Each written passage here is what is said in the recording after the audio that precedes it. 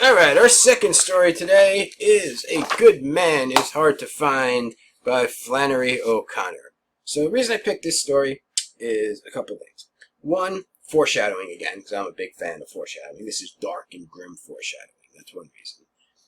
Two, at the end of the day, this story is all about Grandma. Like, yes, it's a third-person narrative, but this is Grandma's story. You're pretty much getting everything from her consciousness and her point of view.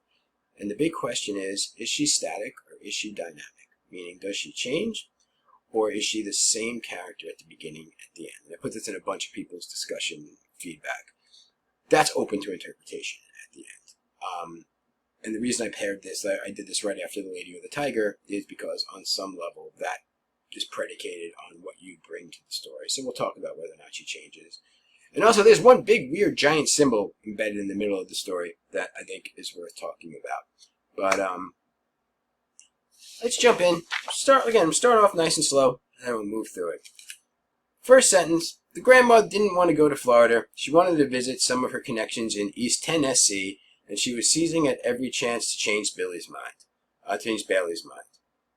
Here, this fellow that calls himself the Misfit is alone from the federal pen and headed towards Florida, and you read here what it says he did to these people. Just you read it.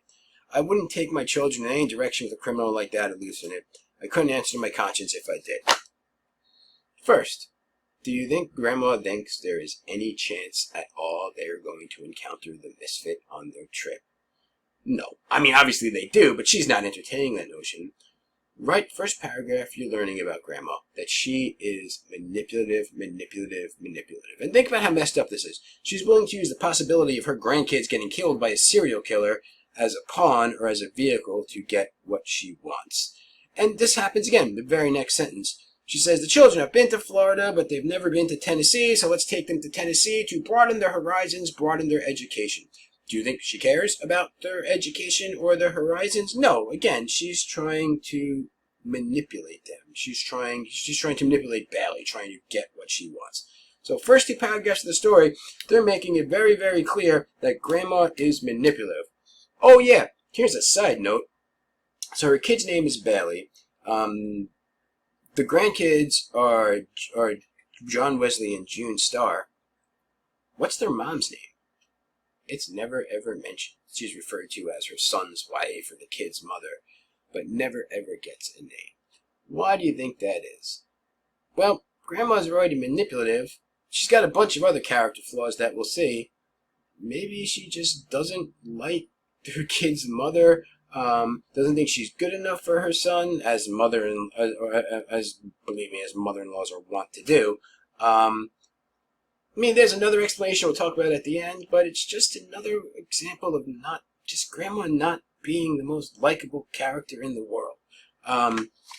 Quick, dark foreshadowing, we'll call it. The grandma actually asked the kid, John Wesley, what would you do if you ever saw the Misfit? And the kid's like, I'd punch him in the head or something. And the irony is they do see the Misfit, and he does not punch him in the head. And right after that, the grandma says something to the little girl, like, remember that next time I curl your hair. Sadly, there won't be next time. Here's some other messed up foreshadowing. So I don't know if you picked up on this, but every time they leave the house, the grandma checks the mileage on the car so that she can see how much they drove when they get back home. And the sad irony / foreshadowing is they're never, ever, ever going to get back. And the grandma says she makes a point to dress up as a lady every time they go out, so in case she ends up dead on the side of the road, people will know she's a lady. Foreshadowing because she does end up dead on the side of the road. And real fast, another one of Grandma's flaws is that she's a racist. She's a big, big stinking racist and tells racist stories. More foreshadowing, they drive past a family burial ground, and of course, sadly, grimly, ironically, they are going to need a family burial ground. So, the title of the story is A Good Man is Hard to Find. And in the middle of the story, before things go really, really, really sideways, they go to a restaurant, Red Sammy's. And Grandma and Red Sammy start talking about how things used to be better back in the day, how you could trust people back in the day, how things used to be better. And there's an animal hanging out at this restaurant for whatever reason, and that animal is a monkey, big giant monkey.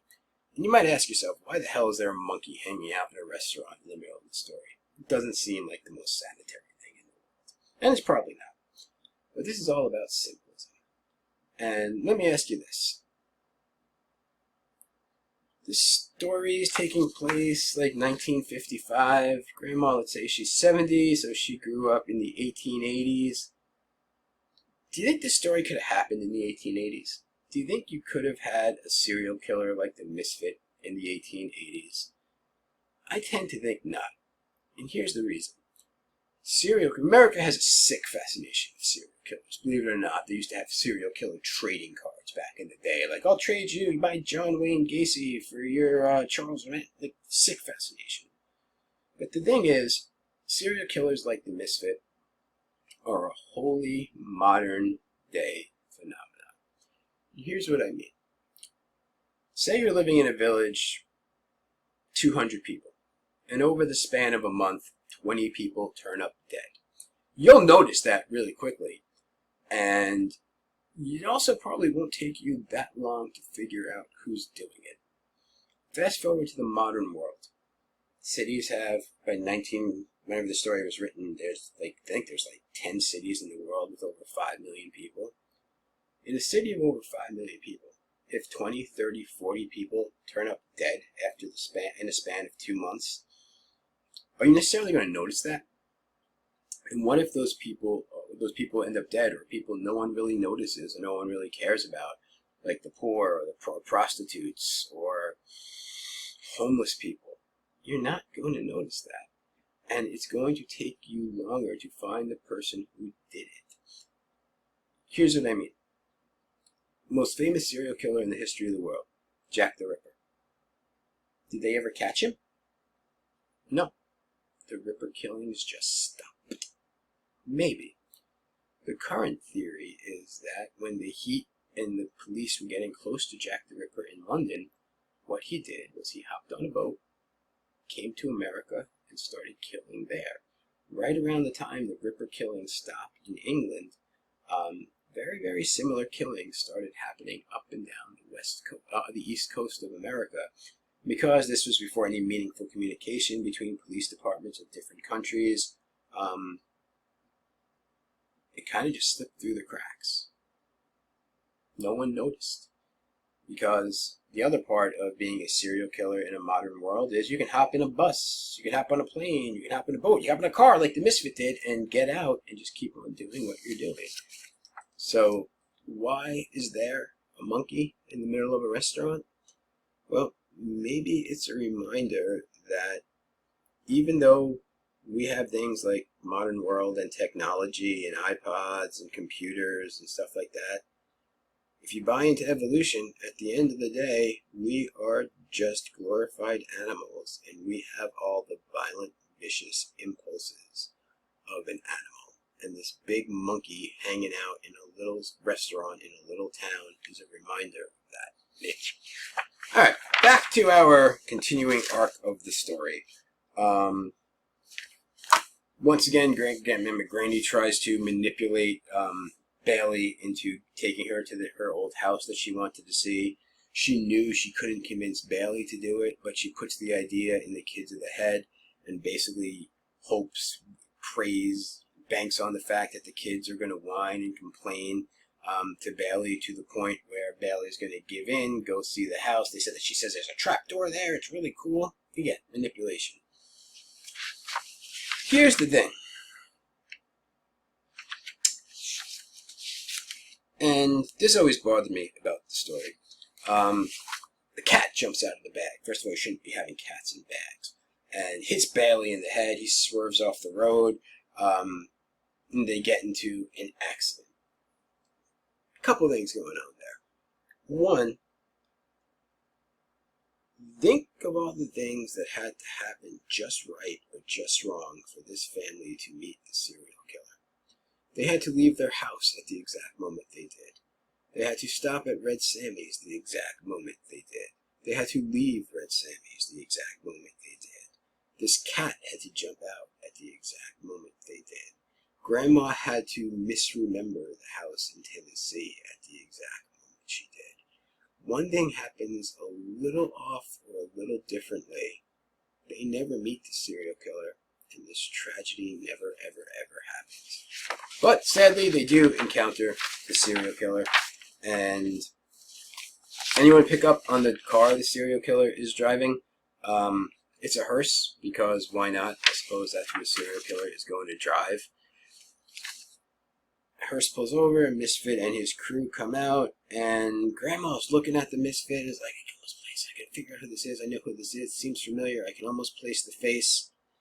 And then she blurts out that it's the Misfit, which is the stupidest thing you could possibly do. But there's a possible explanation for that, and we'll talk about that at the end of the story. So, the Misfit and his crew start dragging people off, the family off, into the woods to be killed. And Granny starts pleading for her life. Appeal number 1. You wouldn't shoot a lady, would you? What's she appealing to there? Common decency, common chivalry, like doing the right thing. You wouldn't shoot a lady. No violence against women for you, right? Doesn't work. Second thing she says. I know you're a good man. You don't look a bit like you have common blood. I know you must come from nice people. Basically trying to make the Misfit, make the Misfit feel good about himself. That he's a cut above the rest. He's better than the average person. He comes from good blood. He's an aristocrat. He's upper class. Does that work on the Misfit?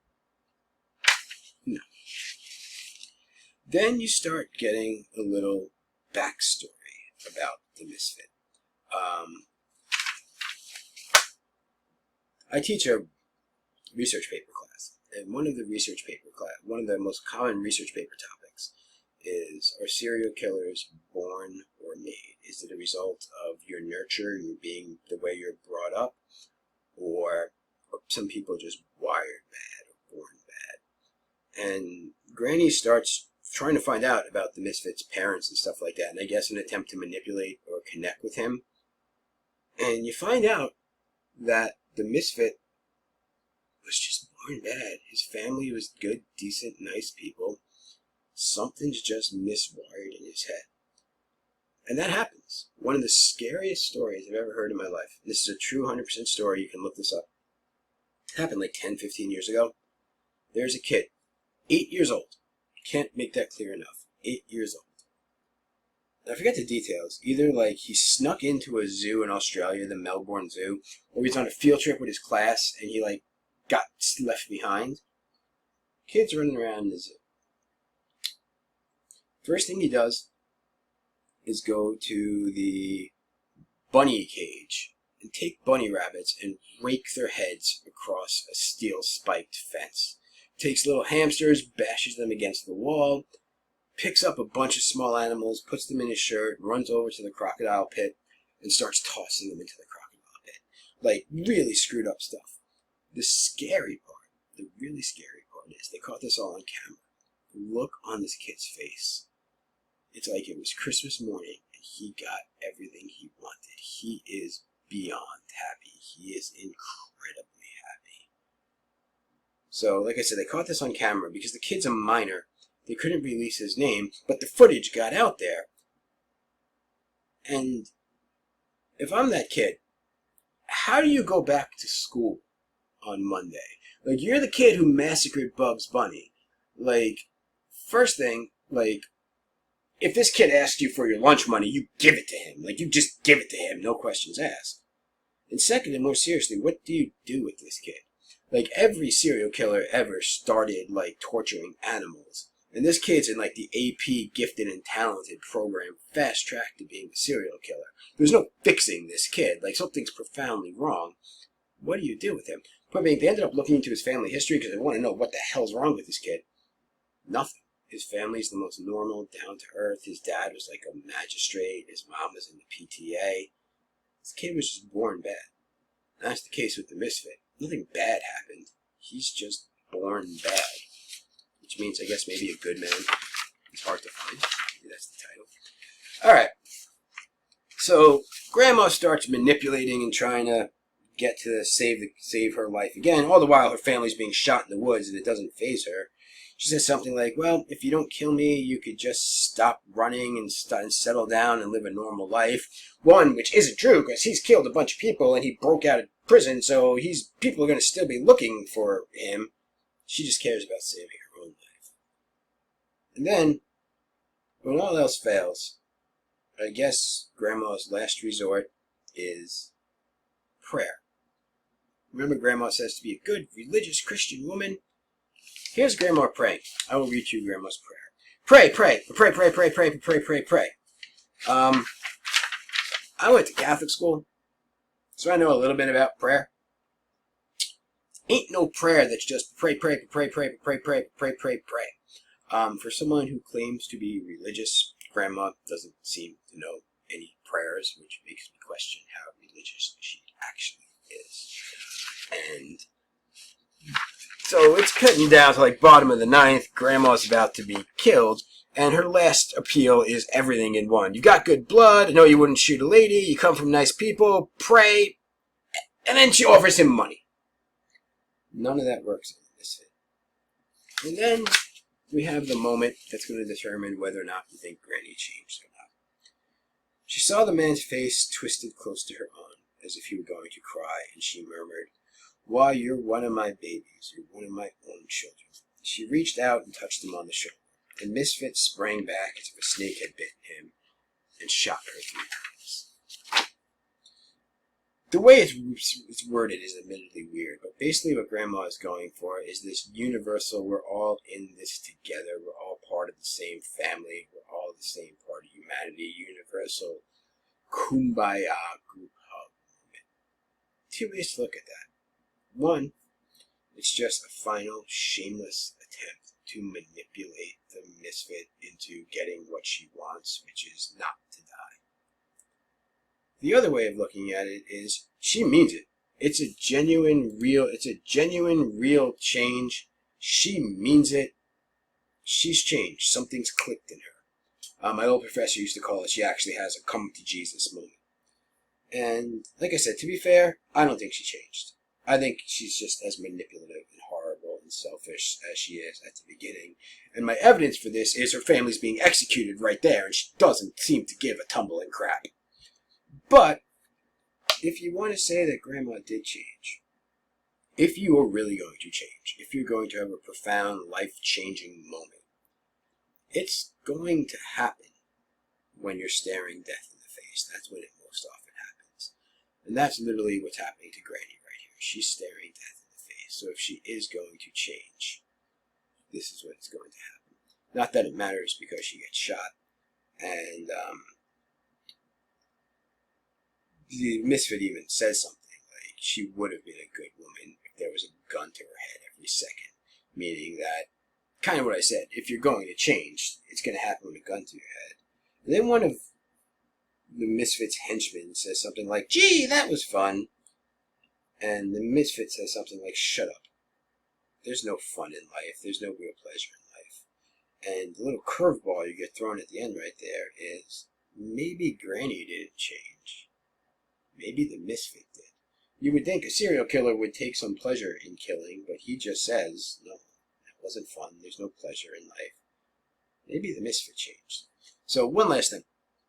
I'm a big believer in alternative, bizarre, crazy theories of literature, and there's one with this. So let's take a look at what happens with Granny real quickly. Never ever mentions the mother of the kid's name. Like I said, it could be her just being like superior and judgmental and condescending, but she never mentions the kid's name. Totally misremembers the house where she grew up and where it's located, and blurts out the name of the Misfit at the most inappropriate time. Is there anything that could explain those 3 things? Some people will tell you that the grandma has Alzheimer's. She doesn't mention the kid's mother's name because she doesn't remember it. She has no clue where the house she grew up in was, and she blurts out the Misfit's name because she's legit surprised, shocked, and sort of happy that she remembered it. Am I saying that's necessarily what happened? No, but like I said, I enjoy weird little theories of stories. Thanks for sitting through these 2 videos. Hope you enjoyed these 2 stories. These are 2 of my favorite ones we're doing this semester. Thanks.